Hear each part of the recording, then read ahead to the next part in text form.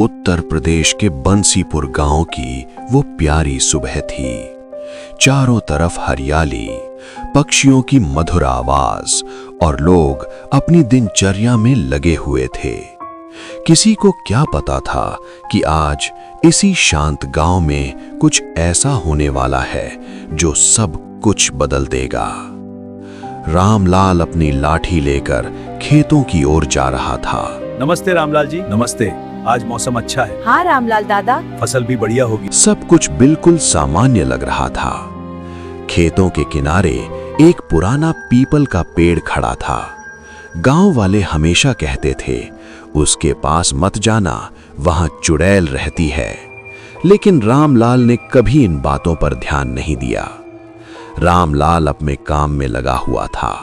तभी अचानक हवा रुक गई, पक्षियों की आवाज बंद हो गई और उसने चौंक कर कहा, ये क्या, अचानक इतना सन्नाटा क्यों हो गया? उस सन्नाटे में जमीन जैसे हल्की हल्की कांपने लगी। कुछ था जो दिखाई नहीं दे रहा था, लेकिन उसकी मौजूदगी हर तरफ महसूस हो रही थी। रामलाल घबराकर इधर उधर देखने लगा। कौन है? कौन है वहां? उसकी आवाज कांप रही थी, लेकिन जवाब में सिर्फ धीमी धीमी फुसफुसाहट सुनाई दे रही थी। पीपल के पेड़ की टहनियां अपने आप हिलने लगी, जैसे कोई वहां जाग गया हो। और उसी पल एक धीमी आवाज गूंजी। रामलाल की नजर जमीन पर पड़ी और वो डर से पीछे हट गया। ये उल्टे पांव के निशान। अब उसे समझ आ चुका था कि वो किसके सामने है। उसका दिल तेजी से धड़कने लगा। नहीं, मुझे यहाँ से भागना होगा। लेकिन उसके पैर जैसे जमीन में जड़ हो गए थे और पीछे से ठंडी हवा चलने लगी। और जैसे ही उसने धीरे धीरे पीछे मुड़कर देखा, उसकी सांस रुक गई।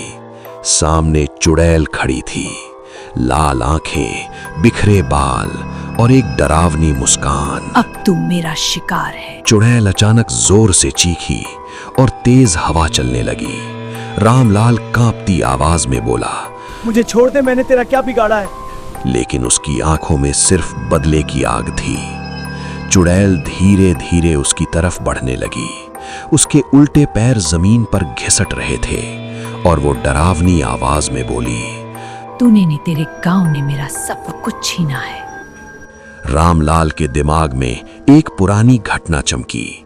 गांव वालों ने सालों पहले एक औरत को जिंदा जला दिया था और वही औरत आज चुड़ैल बनकर लौट आई थी। रामलाल जमीन पर गिर पड़ा। मैंने कुछ नहीं किया, मुझे जाने दे। लेकिन चुड़ैल अब उसके बिल्कुल करीब आ चुकी थी।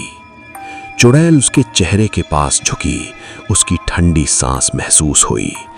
अब तू ही मेरा पहला शिकार बनेगा। अचानक रामलाल पूरी ताकत से उठा और भागने लगा। मुझे बचना होगा। वो खेतों के बीच दौड़ने लगा, लेकिन चुड़ैल हवा में उड़ते हुए उसके पीछे आ रही थी। उसकी डरावनी हंसी चारों तरफ गूंज रही थी। भाग ले, जितना भाग सकता है। रामलाल गांव की तरफ भागते हुए चिल्लाया, बचाओ, कोई तो बचाओ। लेकिन उसकी आवाज जैसे किसी तक पहुंच ही नहीं रही थी। अचानक वो किसी अदृश्य दीवार से टकराकर गिर पड़ा। ये क्या है? अब वो पूरी तरह फंस चुका था। चुड़ैल उसके सामने आकर खड़ी हो गई। अब कोई तुझे नहीं बचा सकता।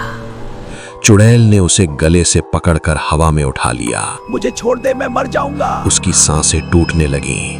कुछ ही पलों में उसकी आवाज बंद हो गई और उसकी लाश जमीन पर गिर पड़ी। चारों तरफ भयानक सन्नाटा छा गया। चुड़ैल ने आसमान की ओर चीख मारी और वो आवाज पूरे गांव में गूंज उठी। गांव में सब कुछ रुक गया। लोग डर से एक दूसरे को देखने लगे। क्या वो फिर से आ गई? लोग खेतों में पहुंचे और रामलाल की लाश देखकर सन्न रह गए। एक बुजुर्ग कांपते हुए बोला, मैंने कहा था, वो चुड़ैल वापस आ गई है। गांव में दहशत फैल गई। हर कोई डर गया। अब अगला शिकार कौन होगा? तभी रवि आगे आया। हम डर कर नहीं बैठ सकते, हमें इसका सामना करना होगा। रवि अकेला पीपल के पेड़ की तरफ बढ़ने लगा। आज इस डर को खत्म करूंगा। जैसे जैसे वो पास पहुंचा, माहौल और डरावना होता गया। अचानक पीछे से आवाज आई, तू खुद मेरे पास चला आया। रवि ने मुड़कर देखा, सामने चुड़ैल खड़ी थी। वो बोला, मैं तुझे इस गांव को नुकसान नहीं पहुंचाने दूंगा। चुड़ैल हंसने लगी, तुम लोगों ने मुझे जिंदा जलाया था, अब मैं बदला लूंगी। रवि के सामने पुरानी घटना साफ हो गई। वो बोला, तो ये हमारे पापों की सजा है। तभी एक आवाज आई, अब ये खेल खत्म होगा। एक तांत्रिक वहां खड़ा था। तांत्रिक बोला, अब तेरी मुक्ति का समय है। चुड़ैल बोली, मुझे मुक्ति नहीं, बदला चाहिए। तांत्रिक ने मंत्र पढ़ना शुरू किया। चुड़ैल ने हमला किया। रवि डर कर सब देख रहा था। तांत्रिक ने एक लॉकेट दिखाया। चुड़ैल कांप गई। ये मेरा है। पुरानी यादें सामने आई। चुड़ैल रोने लगी, मेरा सब कुछ छीन लिया। तांत्रिक बोला, बदला छोड़ दे, मैं तुझे मुक्त कर दूंगा। कुछ पल के लिए शांति छा गई। फिर अचानक चुड़ैल चीखी, नहीं, और अंधेरा फैल गया। और जब रवि ने आंखें खोली, वो अपने घर में था।